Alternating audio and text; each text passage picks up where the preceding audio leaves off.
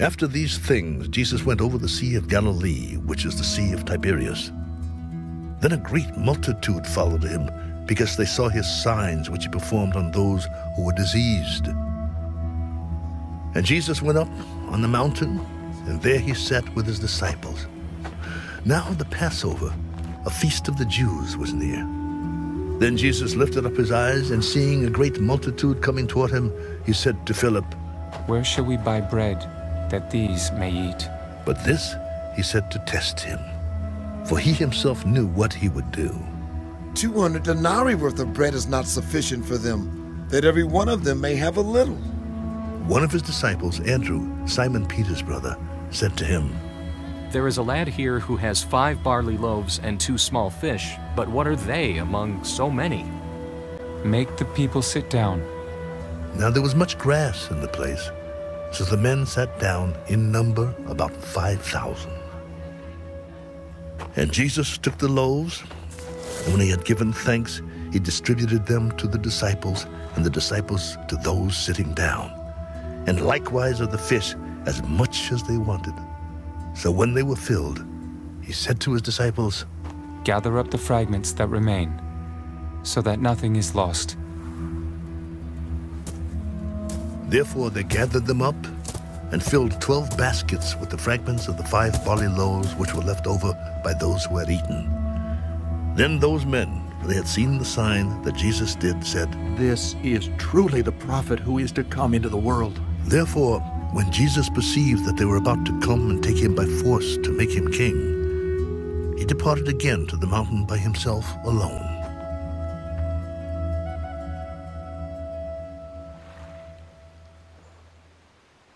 Now when evening came, his disciples went down to the sea, got into the boat, and went over the sea toward Capernaum.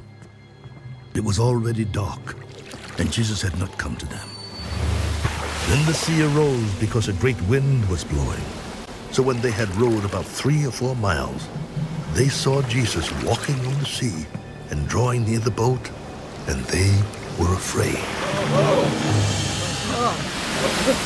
"It is I. Do not be afraid." Then they willingly received him into the boat, and immediately the boat was at the land where they were going.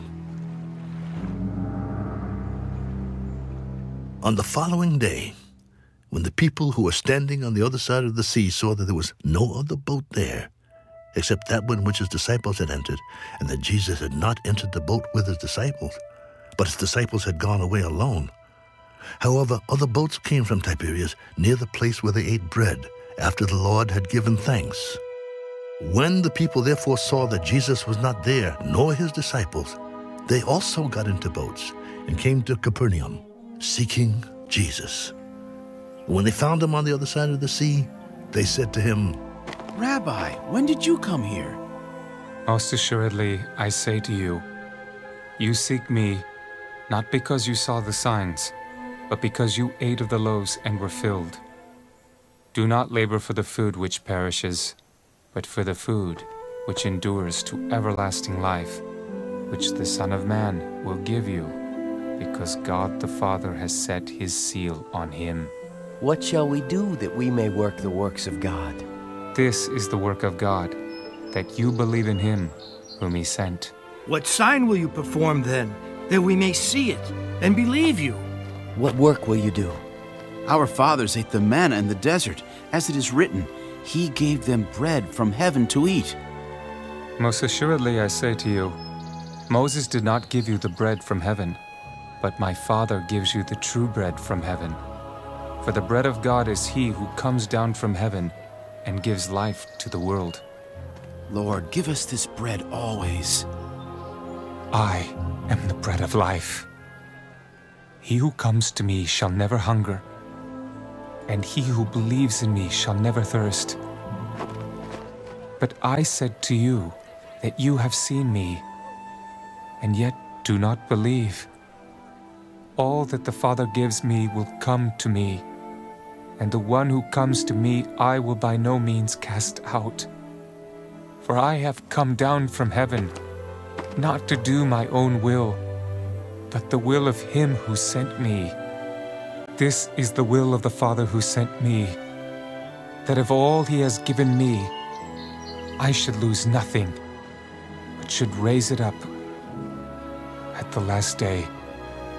And this is the will of him who sent me, that everyone who sees the Son and believes in him may have everlasting life, and I will raise him up at the last day. The Jews then complained about him because he said, I am the bread which came down from heaven. Is not this Jesus, the son of Joseph, whose father and mother we know? How is it then that he says, I have come down from heaven? Jesus therefore answered, Do not murmur among yourselves. No one can come to me unless the Father who sent me draws him, and I will raise him up at the last day. It is written in the prophets, and they shall all be taught by God. Therefore everyone who has heard and learned from the Father comes to me. Not that anyone has seen the Father except he who is from God. He has seen the Father. Most assuredly I say to you, he who believes in me has everlasting life. I am the bread of life. Your fathers ate the manna in the wilderness and are dead. This is the bread which comes down from heaven, that one may eat of it and not die. I am the living bread which came down from heaven. If anyone eats of this bread, he will live forever. And the bread that I shall give is my flesh, which I shall give for the life of the world. The Jews therefore quarreled among themselves. How can this man give us his flesh to eat? Most assuredly, I say to you, unless you eat the flesh of the Son of Man and drink his blood, you have no life in you. Whoever eats my flesh and drinks my blood has eternal life, and I will raise him up at the last day.